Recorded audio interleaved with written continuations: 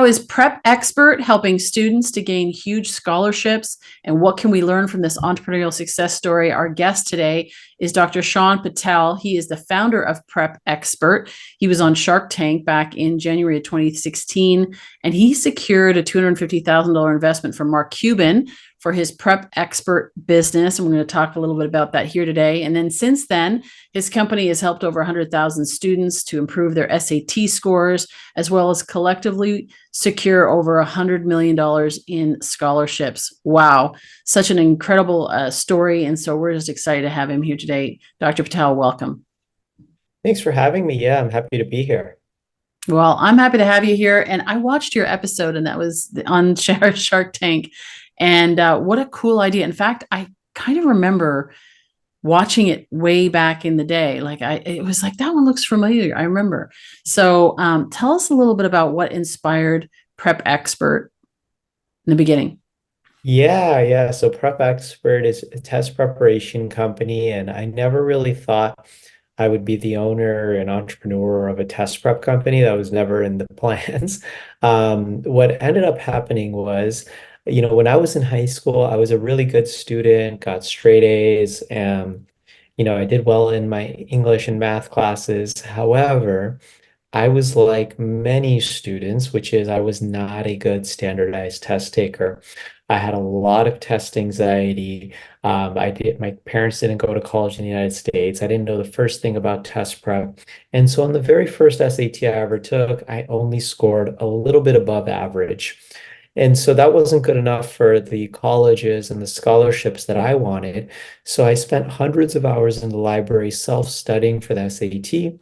Eventually, I was able to raise my score 640 points to get a perfect SAT score.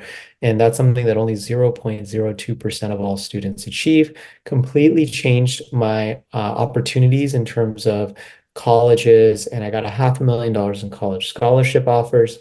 And so when I got to college, I wanted to help other students improve their test scores to improve their own lives. Originally, all I wanted to do was write a book about it, about, how a perfect score student did this with my own experience and strategies and insights. However, I got rejected from 100 literary agents and publishers. So they all said the SAT prep market's way too competitive. The book will never work. So instead of throwing in the towel and giving up, instead, I took all that curriculum I had written and I turned it into a course. And so in the very first 6-week SAT course I ever taught, my 18 students had an average score improvement of 376 points, which was pretty incredible over 6 weeks. And that's equivalent of taking a student from the 50th percentile to the 90th percentile. And so I had parents and students who wanted more courses. So I began training other instructors to teach my curriculum, and the rest is history. As you mentioned, over the past 12 years now at Prep Expert, we've helped over 100,000 students improve their SAT and ACT scores, get into top colleges, but most importantly, win over $100 million in college scholarships. And of course, the highlight is what you mentioned, which is I went on Shark Tank a few years ago, made a deal with Mark Cuban, and he's been an amazing investor, advocate, and partner for the company ever since. Wow. Well, I mean, you think about closed doors. Okay. So we have a lot of entrepreneurs that listen to this show. And, sometimes when you get those no's, after you get one or two, you think, oh, I'm going to keep going. But, a dozen, 2 dozen, 3 dozen, after a while, you think maybe this isn't the right idea. And I just love how you are so relentless, but also recognizing, getting feedback and saying, hey, maybe there's something else that I can do. I can take this material, and actually way better than a book is creating that course. And it just opened up so many more doors for you and opportunities for impact. That is awesome. So there's a great lesson in that, is to not give up too soon. But tell us a little bit about, we'll talk about Prep Expert, but I know there's probably lots of people thinking, Mark Cuban, how is it to work with Mark? What are some of the things that he's taught you that has helped you to be a better entrepreneur?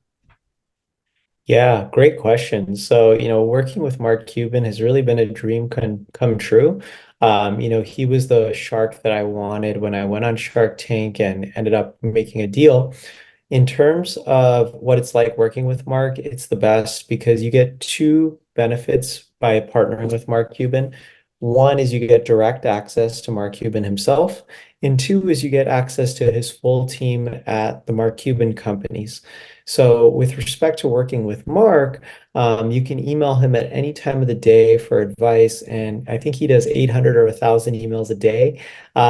Pretty incredible, and he will get back to you within 10 minutes. And I think this is true for every entrepreneur or investment he works with.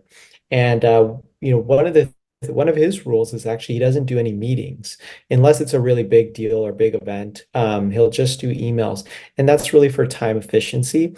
And so I also now try to limit my meetings, something I've learned from Mark, unless it's something really important like this podcast. And so really trying to protect your time to be as efficient as possible.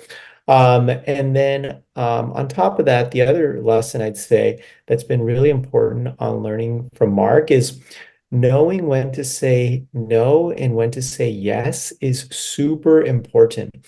So, for example, over the course of a year, I'll probably ask Mark for about 10 different things, whether it's marketing related, business development related, partnership related.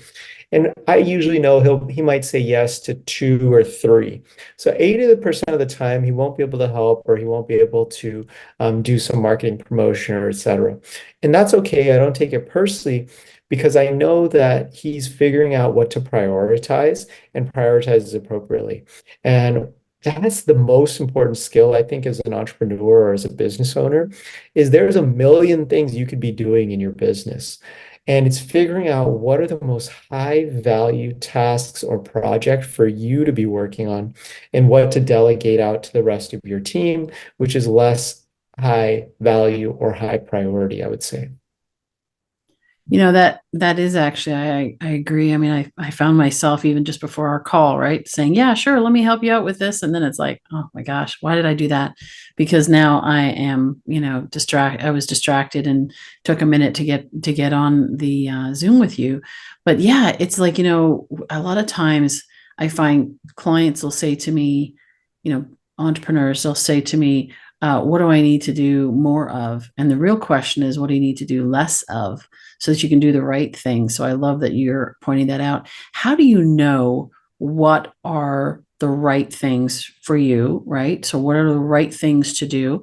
Because and let me just as is the fact that you are a medical doctor, you achieved your MBA also in Yale. So you have a lot going on. You're a dermatologist. So you've got a lot going on, and yet you're also running your business, just like Mark. He's got all these hundreds of emails and so forth. So how do you decide what is the right tasks to do? Yeah, this is a great question. And so it's always a delicate balance because I think that, as an entrepreneur or as a business owner, you should also be willing to do even the smallest tasks when necessary. However, as a general framework, as an entrepreneur, what I think that the business leader or the CEO or any leader in an organization should be focused on are really two major things. So the first one is going to be product. So making sure that your product, service, or a value proposition is as good as possible because that's really what drives any business's growth. Everyone talks about marketing and sales. Those things really come after the product because if a product or service is really good, your customers, your clients should tell others about it and it should grow organically, which I believe is the best form of marketing. So a lot of my time is spent on building out better curriculum, coming up with better strategies, better ways to communicate our content to students. I'm in the student dashboard, figuring out what quizzes to give, what content's going to be relevant, et cetera. And people would say, well, why do you do that? Why don't you hire that out? Because it's related to product. So, I think whatever business you're in, you should really be looking at the product, getting feedback from customers and iterating appropriately. Second part for business leaders, if you're not a product person, then the other really important part of your company is going to be your team management and culture. So I really, really believe that any company is only as good as the team that operates it. And so focusing on that as a leader, making sure that you're fostering a productive and positive culture as much as possible at your company is super important. So that's really the two main things that I focus on as a business owner and as an entrepreneur. Of course, as you mentioned, I'm a dermatologist too. So I do book out a couple half days a week where I do teledermatology. But for the rest of the time, I'm really focused on those two major things, which is product value as well as team and management and culture. Got it. So let's talk about your product, actually, the Prep Expert. And you mentioned about the industry being very competitive. And I know now you do have a book out there and multiple books, actually. You've also written 15 books, it says, in your bio. And I was like, wow, how is he getting time to do all this? So talk a little bit about your product and what makes it different from everyone else. I mean, you're obviously getting huge results, but there's something you're doing to get those results. Yeah, absolutely. So Prep Expert, essentially we're a test preparation company that offers online college test prep. So online SAT courses, online ACT courses, and college admissions consulting. I think there's been really a few factors to our success over the past 12 years in producing incredible results for students. So the first is going to be you only work with 99th percentile instructors at Prep Expert. So these are instructors who have scored in the top 1% or gotten perfect scores like myself themselves. So you're really working with experts and masters at the test. So when you're reviewing practice exams, practice questions, you get to see how a perfect scorer or at least a top 1% scorer would approach certain questions and content. The second is obviously the perfect score curriculum. So I think there's no other curriculum written by a student who went from average to perfect. So what's really interesting about that is I find that students really relate well to the content because I was not a genius standardized test taker myself. As I mentioned, I was a pretty average standardized test taker. And so the way that we teach strategies is really from that perspective of, okay, you're average. How do we get you to be in this elite level? Whereas I think a lot of strategies, content, and insights from other companies are written by PhDs or other standardized test takers who are already experts, and they're writing it from that perspective, as if students already know that.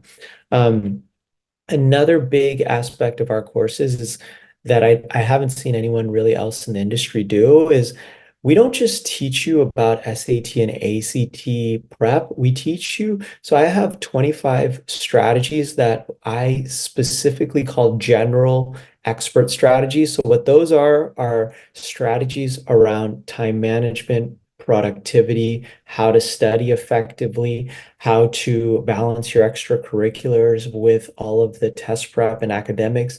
So what we typically find when students complete our programs and courses at Prep Expert is students come out saying, I didn't just learn about SAT or ACT. I learned how to study more effectively. It's helping me with my AP courses. It's helping me with my English courses, my math courses. I'm a better standardized test taker. I have less test anxiety. And so all of this are skills that are not only going to help your student with test prep, but with all of their academic studying as well as their future success in college and even in their careers. When I was reading through your book, actually, that was something that I found was really interesting because you talk about physical activity, you talk about self control, turning off technology. And yeah, those things, those habits are valuable across the board. And so I really appreciated that you put that in there. I was kind of like, yes, send me a copy of his book. And I'm not studying for an SAT, so I don't know how valuable it's going to be to me, but it was really, really good to hear that. And yeah, so really, really great on that. So let's talk about this shift because there was a shift from the printed written exams to the digital exams. So we have entrepreneurs listening. We also have parents and we've got students, young people and parents who have young people who are looking to get into top colleges and get those scholarships. So as this has been shifted, how does that affected students and their ability to score high? Yeah, so there's a major shift that's happened to the SAT in 2024, which is for the first time in almost 100 years, the SAT has gone from paper to pixel, meaning it's gone from a paper-based test to a digital exam. Now, a lot of people think, well, it's just on a computer now, right? Not exactly. So there's some major changes to the format, question types, and content. So for example, this new digital SAT is the shortest SAT ever. It's only 98 questions compared to when you and I took it, it was closer to 200 questions. And it only takes students 2 hours and 14 minutes to complete versus when you and I took the SAT, it was 3 to 4 hours. And so it's a lot shorter of an exam. The content has become much more student friendly. Instead of having obscure vocabulary and long passages on the reading section, you only have short 100-word passages with one question per passage. Instead of having no calculator math sections like on the paper-based SAT, you have a digital calculator that's available to you on every single question. So I think it's going to be a welcome change from parents and students, and it has been from what we've already seen with the first administration last month, in that it's more student-friendly than ever. Now, it doesn't mean that it's easy because it's still a standardized test that's based on a curve. On top of that, it's an adaptive test, meaning the questions get harder if students answer the first sections accurately. You'll see harder questions on the next section. But I do think that it's going to be a welcome change from parents and students, and that they are really going to like this new version of the SAT over the old paper-based version. Yes, and to be fair, I actually have never written an SAT. I went to the School of Life Experience, so straight into entrepreneurship as a young person in my Oh, teens. So amazing. totally missed it. But yeah, I with that in mind, actually, I do advocate for education because I know that there's some people that say, "Oh, you don't need to go to college," and fair enough. For some things, you really don't. However, it's what you learn and how you learn how to learn at college, which is extremely valuable no matter what. And so, yeah. But I did want to talk a little bit about your scholarship, your mission around scholarships. You know, you're really focused on that. Why is that such a passion for you? Yeah, so for the listeners, I'm on a $1 billion scholarship mission over the next 10 years. So, over the last 10 years, we've helped students win over $100 million in scholarships at Prep Expert. Over the next 10 years, I want to 10x that. And the reason for that is, to your point, it's important to go to college. And all the statistics show that college graduates, on average, do earn more. And you're not saying it's not, lots of high school dropouts and people who don't go to college certainly do well and can do well. But on average, if you look at the statistics, college graduates have more earning potential, period. But the problem with it, and I think the problem that a lot of people have with it, is it's becoming more expensive than ever. And I agree, the average cost to go to a private university now is $200,000. Student debt is near $2 trillion, 1.7 trillion, I think is what the US student debt is at. And so my mission is, with standardized testing, a lot of people think about it with respect to college admissions, and sure, that's one important aspect. But what it can really do for you is it can help you get these merit-based scholarships. There's over $7 billion in merit-based scholarships. So what is a merit-based scholarship? A merit-based scholarship is a scholarship that's awarded by a college, university, or private company. They'll say, okay, here's a half tuition scholarship, or here's a full tuition scholarship, because you have high merit, which means high grades and high test scores. Now, most students already have high grades because 47% of all high school seniors now graduate with an A average. It's not exceptional like it used to be. And so to differentiate yourself, the way to differentiate yourself is through your standardized test scores. Students who have high standardized test scores almost always are offered quarter tuition, half tuition, and full tuition scholarships. I'm a product of this myself. I got a 500,000. We've had students get $1 million in scholarship offers, 250,000, 100,000. Even if your student only gets one $50,000 scholarship, is that not worth the time and effort to study for a 2-hour exam? I personally think it is, and it's what I'm really, really passionate about in helping students reduce or even eliminate their college costs.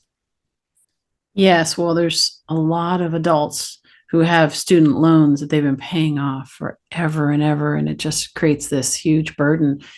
I want to come back to something that you just said. You said that 47% of high school graduates get an A, or what is that? Why there's now it's not about getting a 4.0, now it's you got to get a 4.3, and you got to, like, it's like this constant, striving for even higher and higher, beyond perfect, whatever perfect was back then, was beyond perfect scores. Tell us a little bit about what's going on with that. Yeah, it's a great question. And so I know everyone talks about inflation and how high it is, but no one talks about grade inflation. So there's been a lot of grade inflation in the schools over the past 20 years. I think now the grades are about 20% higher over the past 20 years. So that's why almost half of all high school seniors have an A average. So when that happens, you would think it's a good thing. That means our students are getting smarter and everyone's doing better. But in reality, the high schools and teachers are having easier requirements, which I personally don't think is a good thing for anyone. And what ends up happening is it becomes, a lot of people are saying, well, why are colleges bringing back standardized test scores? Because that just happened the last few months, actually, which is Yale, Dartmouth, Brown, University of Texas at Austin. They all reinstated standardized test scores. And the reason is if you have 70,000 applications for your college or university and half of them have A's, how do you know which ones to let in and which ones to not if you don't have a test score, right? And so that's why we're seeing this huge wave now of bringing back standardized test scores, because it's really hard to differentiate among students now because of all of this grade inflation, which is unfortunate. So when I was in high school, which is a long time ago, I come from Canada, and it was like percentage, right? So they A equated to this, whatever. So I had an English teacher who said, in my class, a perfect score is 80%. And we're Wow. like, great. Are you going to be letting all the universities know that? Because that's not helping us at all. Because originally I was going to go to law school. And so I was interested in it at that time. And I was like, what the? Because it just, right. It gives you that that extra little, things you gotta get it in other grades. But anyway, so still in therapy about that. No, just kidding. But let's talk about the you as a leader. I just want to shift gears before we come to the close of this. Is as a leader, so you've got this great success. You are also doing these other things, teledermatology, which that sounds interesting. You can tell us a little bit about that. And you've got all these things. What has been the most challenging aspect for you? Because I think there's probably people that are going, yeah, I know you say you're like an average student and all of that, but you don't sound too average to me. Right. And so, um, yeah, just like what are some of the challenges that you faced, and that you maybe even just things that you're still working on now? Yeah, as a leader, I think that one thing that one of the hardest parts about being a leader is choosing the right team. And I think that one of the things that I did early on as a big mistake was I would choose people that, I got along with, I was friends with, and it ended up really hurting me and my company and company culture after a while. I wasn't choosing based on who would really be the right fit. It was more who would I get along with, and that hurt my company culture significantly. So it took a long time, took many years to weed those people out of the organization because they did create a toxic culture. And then, I would delegate almost too much. I was not involved enough, so I didn't see those gaps in the culture, in the negative operations team that we had, et cetera. And so now I really try to stay involved. I try to talk to everyone. I try to lead by example. I'm, ultra productive, ultra positive to lead that company culture because, if you take your eye off the ball, as I did many years ago, it can really turn into a toxic downward spiral. Now, I'm glad we're out of that now, and we've gotten the right people in the right positions to run the day to day, who are all super positive, super productive, and great folks, and they have the right skill sets. But I think that's one of the biggest challenges for many leaders is to choose the right team, make sure that you have your eye on the company culture, and then lead by example for that culture. So, what's one way that you lead by example? One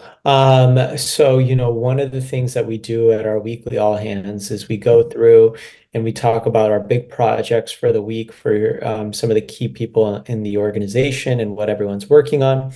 And, a lot of times it used to look like I was just delegating things out to our key people. And now what I do is I also show them the key projects that I'm working on, that I'm working super hard on, whether it's new curriculum, whether it's a new marketing initiative, or, whatever it may be, because I need to lead by example and show them that, although we're work from home, although I'm the CEO, although I'm doing all these, PR and media, I'm still working on the core product, the core value proposition at our company, and I'm working ultra hard, and here's my results.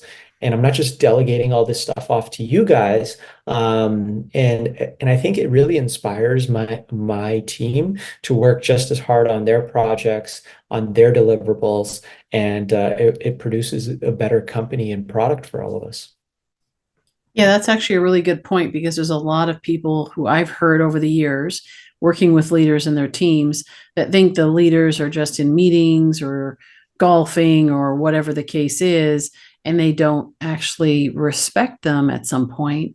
And they are working, but they're working on strategy, but they don't see all that, right? They don't see the visioning and all the things, the strategic partnerships that are being set up behind the scenes. And so for you to share with them what you're doing and specifically how, to your point earlier about the things that are most important, the product and the culture, how you are moving the needle in those areas, I think that's really good.